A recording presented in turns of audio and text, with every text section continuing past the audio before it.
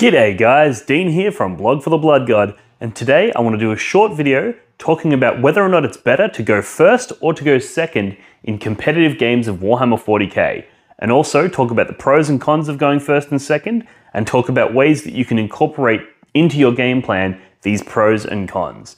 So with that being said, let's just jump straight into the episode, shall we? Blog for the Blood God.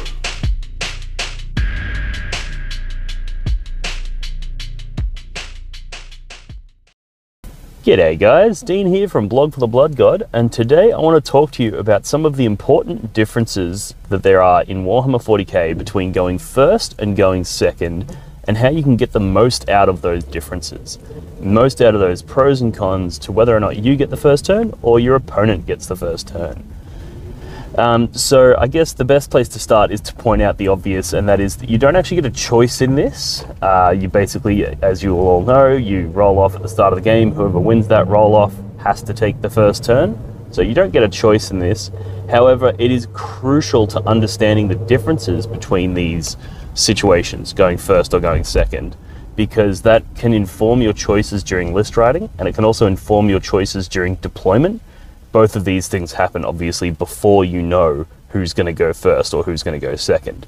So it's really important to understand the pros and cons of these so that you can work that into your battle plan and execute that on the table to full effect. So let's go through the pros of going first, then the pros of going second, and then I'll sort of talk about how you can use these pros and cons in your game plan and in your list writing strategy to try to, capitalize on them as best you can. So first, the pros of going first. The main pro, and this is one that you're probably all intimately familiar with, is that you get to deal damage to your opponent first. You get to do all your shooting and all of your combats and all of your damage before your opponent gets to do any of theirs. And now this one comes with a very obvious advantage in that you're able to damage a decent chunk of their army before it gets to engage.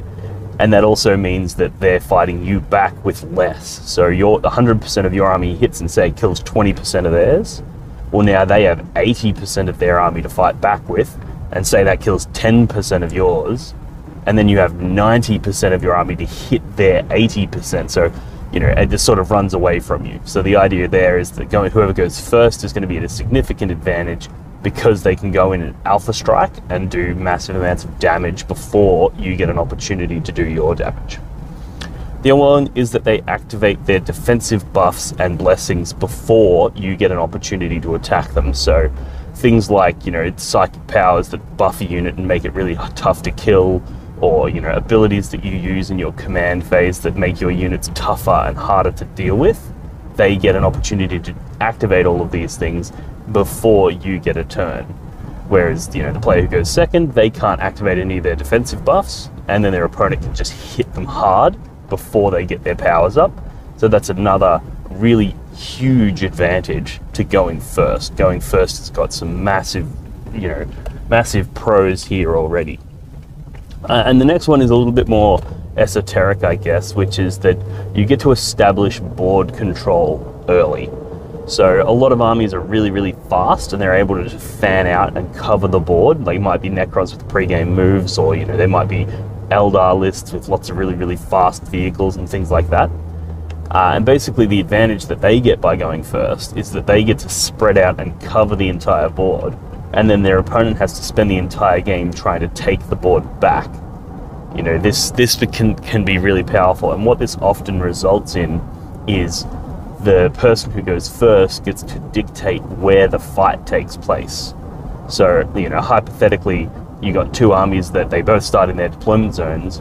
If you're able to push all of your stuff across the board and then hit them in their deployment zone, well, now they have to fight you in their deployment zone to try to fight you off.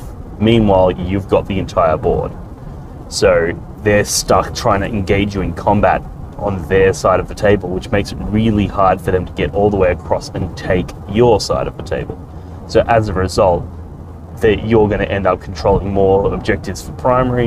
You're going to be able to get up all your banners, and they're going to really struggle to go across the board to take down your banners because they're busy fighting you in your deployment zone. And that's a unique advantage to the person who gets to go first, because they're able to fly across the board and block everything and lock you in your deployment zone and make it really hard for you to get out and secure that table control. So that's 3 really solid pros to going first. And there's a lot of people out there that'll tell you that going first is like way more powerful in games of 40k. However, if you look at the stats, that's not necessarily the case.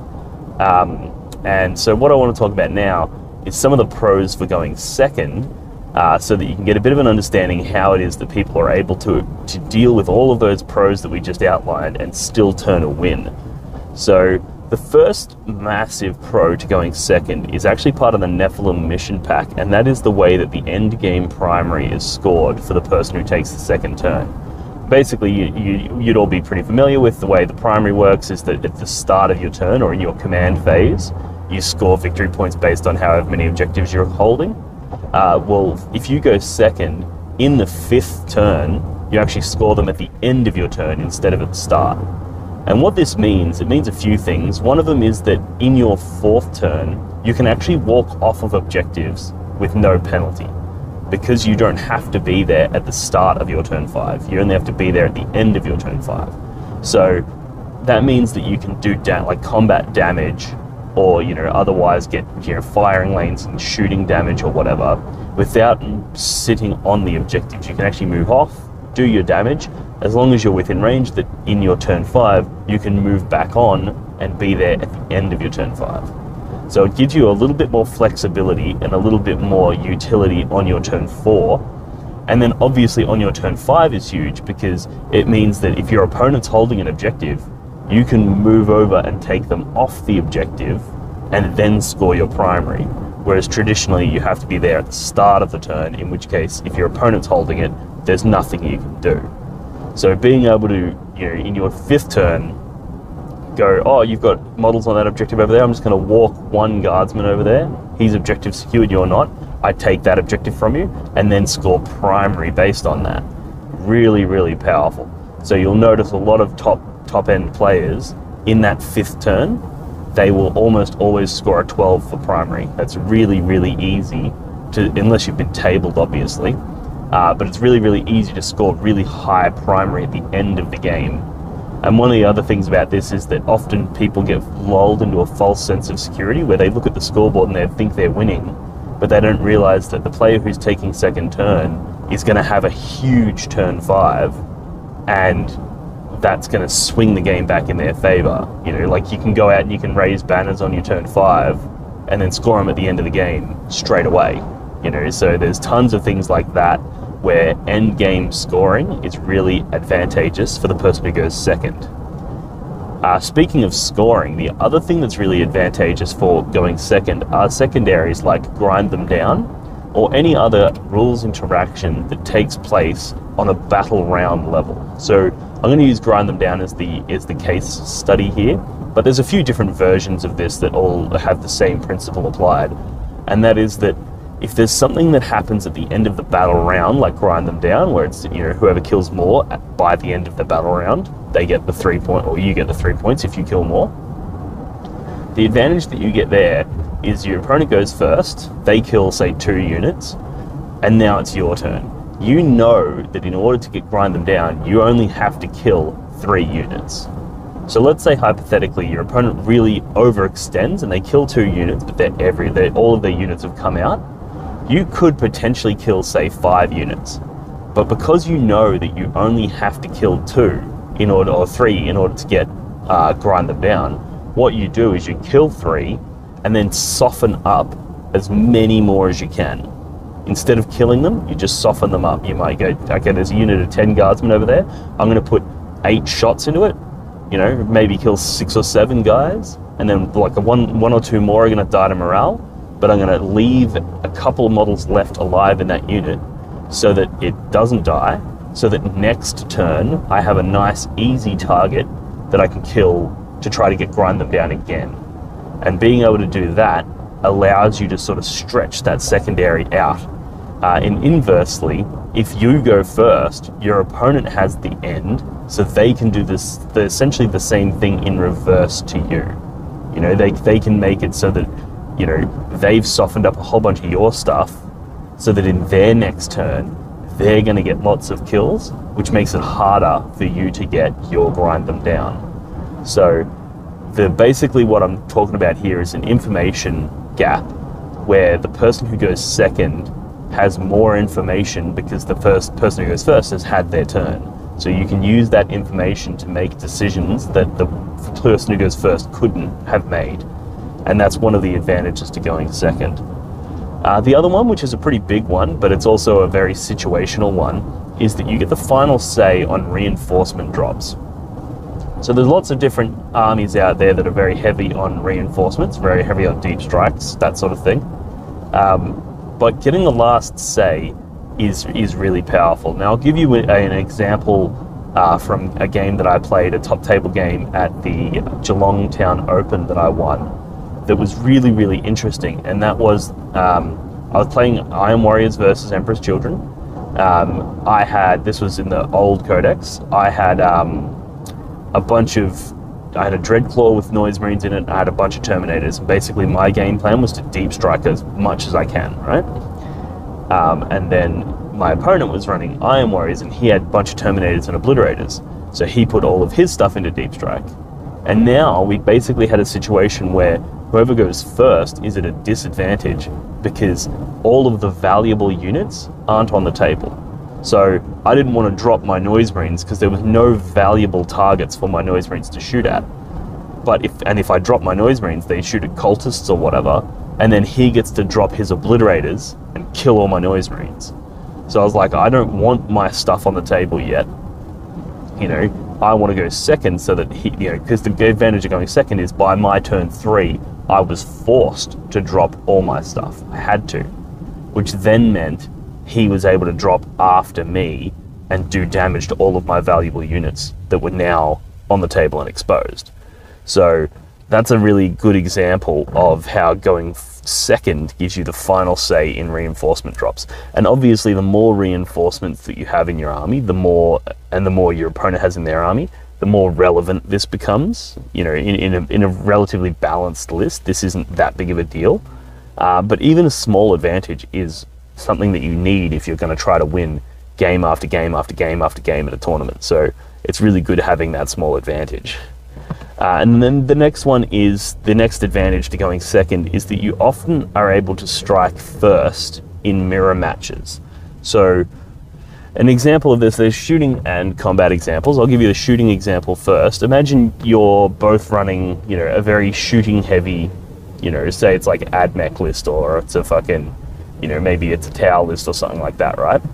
If you deploy everything of yours out of line of sight, and so do they, right? You don't want to go first in that scenario, because if you move, you're going to have to move forward to get objectives and whatnot, so you're going to have to move outside of your cover, but you're not going to be able to shoot anything because it's all hidden, so you're not going to be able to do any damage, which means that in your first turn, all you're really doing is exposing your position in order to gain board control, which is obviously good. You know, you're gaining the board control, but your opponent is now in their turn, because they go second, they're going to be able to jump out and actually shoot your units that just expose themselves. You know, you're going to jump out onto an objective, they're going to be able to shoot you off of the objective, you know. So that's an advantage of going second, is that if everybody hides, your opponent in their first turn has to make the very difficult decision to either just do nothing and sit there and hide, or come out. And the problem is if they just sit there and do nothing, like we said, that whoever goes second has a really strong turn 5. So if they just sit there and do nothing and you go, okay, cool, I'm going to call your bluff and I'm going to sit there and do nothing, both of you are going to score really low, but then in that 5th turn, the player who goes second can just jump out, score big primary, and just win. So the person who goes first is actually forced. They have to come out, they have to jump on objectives, they have to try to get some board control and try to get some scores on the board. But as a result, they're going to be presenting themselves and you're going to be able to shoot them. And the same goes for the combat mirror, right? If it's melee on melee, you know, most units aren't able to charge things turn 1 because they're 24 inches away. There's very few units with more than 12-inch move, and you have to be within 12 inches to declare a charge. So most units are not able to charge you turn 1. And as a result, whoever goes first is going to move forward. Again, like we said, they sort of have to. So they're going to move forward onto objectives. But now they are going to be closer than 24 inches, which means the player who goes second is likely to be able to get multiple turn 1 charges because they're going to be able to move out and close that gap. So the person who goes second in the combat mirror is also at an advantage because the other person has to move within threat range, and then the person who goes second gets to strike first. So striking first is a huge advantage to going second, particularly present in the mirror matchup. All right, so now let's just talk real quick about how to capitalize on all of these pros and cons, right? Because that's what we're here for. We want to, sort of develop a battle plan and develop a list that's got these pros and cons in mind. So the first one is to make sure, I think all of the best lists out there have elements in their list that are designed to capitalize on both going first and second. You could write a list that's all pure alpha strike and you're like, yep, if I go first, I'm going to fucking blow their tits off. But the problem with that is if you go second, you're in trouble, right? So, or you could design a list that's, all designed to be beta strikes. It's all designed to hide. It's all designed to be cagey. It's all designed for counter punches. But if you do that and you go first, well, now you don't have the alpha strike to do the damage. So you've put yourself in a position where you're at a disadvantage. So I think the best lists capitalize on both going first or going second. They have some elements in their list that are designed to be amazingly powerful in the case where they go first or in the case where they go second. So you can do this by making sure that you have some reinforcements, some kind of, whether it be a unit in your army that deep strikes, whether it be a unit in your army that you plan to spend CP to put it in strategic reserves, something to that effect. That's one really good way that you can do it, because it means that in that mirror match, if you go second, you can use your reinforcements to drop down on them after they've dropped theirs in. And it also means that if your opponent tries to alpha strike you, you'll be able to deep strike down behind them and sort of clear out that sort of area, that sort of stuff. The next is to make sure that you have something that can alpha strike fucking hard. So this is really important because it means that if you go first, you're like, yep, sick, I'm going to do a massive amount of damage. If you don't have this alpha strike unit in your army, then you're going to really struggle to do that really powerful damage in that first turn. So making sure that you have something in your army that is a significant threat to your opponent if you get that first turn, and then deploying it aggressively so that if you go first, you get to do that damage. Really, really powerful and really important. The next is to make sure that you have the ability to insulate yourself against enemy alpha strikes. So often you're going to have plenty of terrain where you can hide units and those sorts of things, but you also need to make sure that you're bringing in elements of your list to hide behind. So it might be a rhino that you're planning to put your guys inside, or it might be units of cultists that you're planning to use to protect and screen and bubble wrap your important units. Either way, you need to make sure that you've got something designed in your list so that if your opponent goes first, the amount of damage that they're going to be able to do to your important units is minimized. That's really important, because that way you can plan for, if I go second, I still am going to have lots of leg in the game. And then the next one is to make sure that you're able to threaten with a strong beta strike. So it's not just enough to absorb their alpha strike, you need to threaten a strong beta strike. So you need to be able to go, cool, your opponent's going to move out, I need to be able to then do damage to them if I go second. So there's, obviously you got like things like Chosen in a Rhino is a really good example, but there's infinite examples of ways that you can make sure that you have units that can threaten a strong beta strike.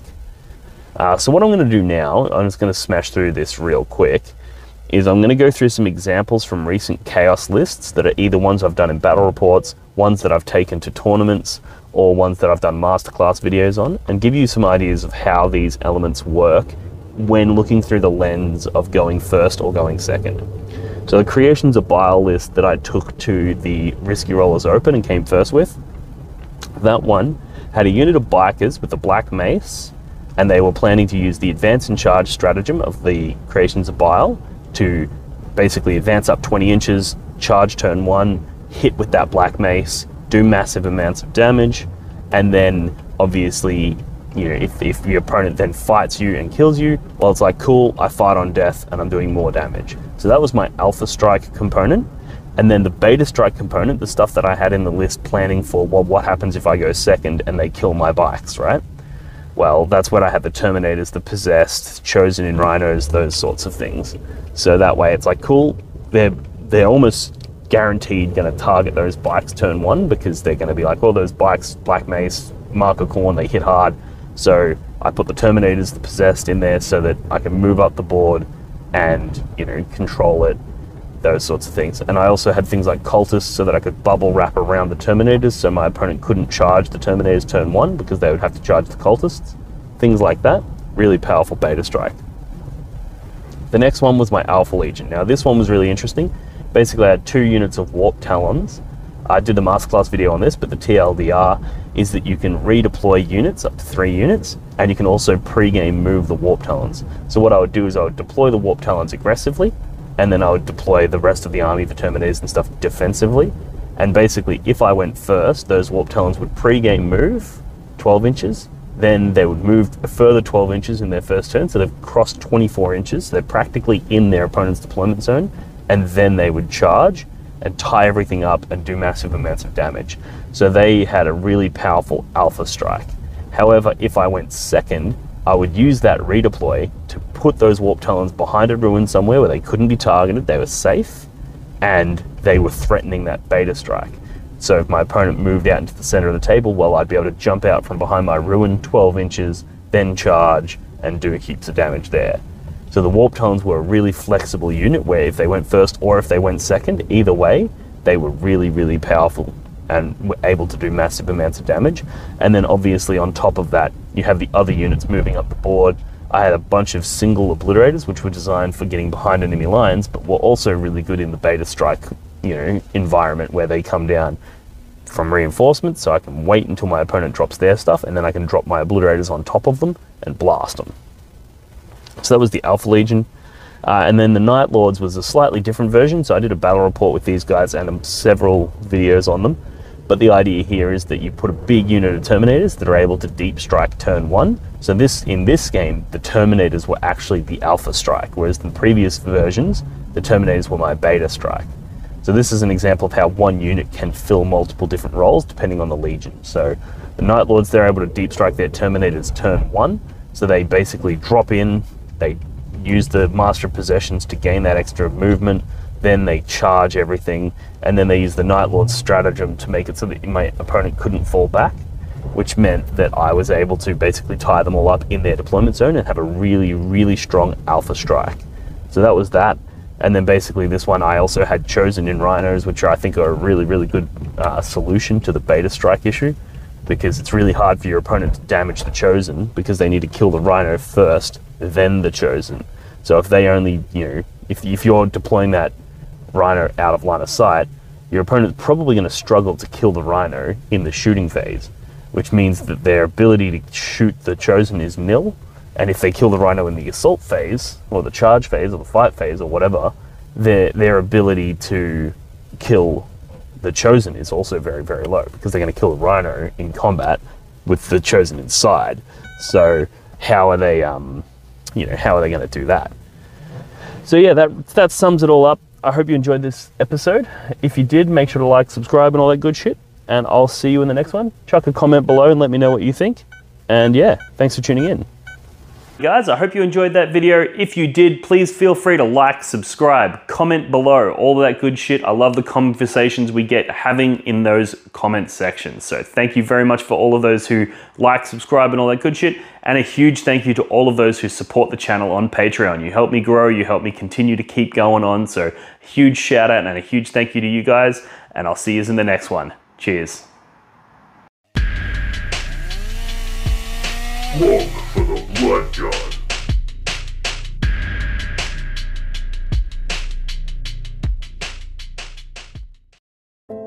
The Warhammer community suffers from some of the most prohibitively expensive essentials in the world, especially Australian content creators. Every single day, Dean wants to create content, but he can't.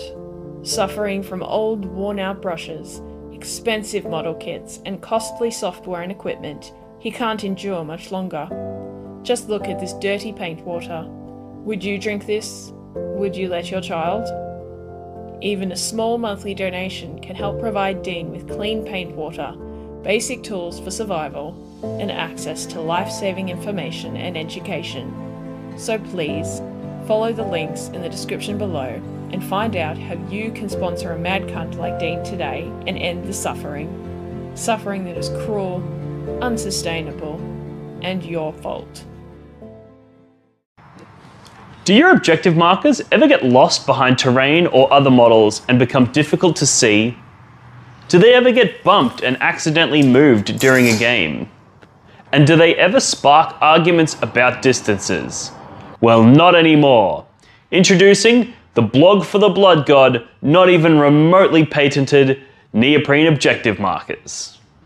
Made from the same material as astronaut suits, or maybe military equipment, or probably neither of those things, this 2mm thick neoprene synthetic rubber is tear resistant, water resistant, and is designed to last. But that's not all. The blog for the Blood God, not even remotely patented neoprene objective markers come in a variety of different designs and styles to suit any faction represented in the Warhammer 40,000 universe. These objective markers are a perfect gift for yourself or a friend, and are a perfect way to flex and show your opponent that not only are you a smarter, cooler, and better 40k player than them, but you also have more disposable income than they do. For the low price of $25, you'll get not one, not two, but 6 neoprene objective markers, perfectly designed for 9th edition Warhammer 40k. But wait, there's more. For a limited time only, people who sign up on Patreon to support Blog for the Blood God as a Skull Champion tier $5 per month member will gain access to a custom design service where I will design a unique logo to support their gaming club, like the one I did to the left here for the Potato Farmers local gaming club here in Melbourne. Follow the links in the description of this video to pick up your set today.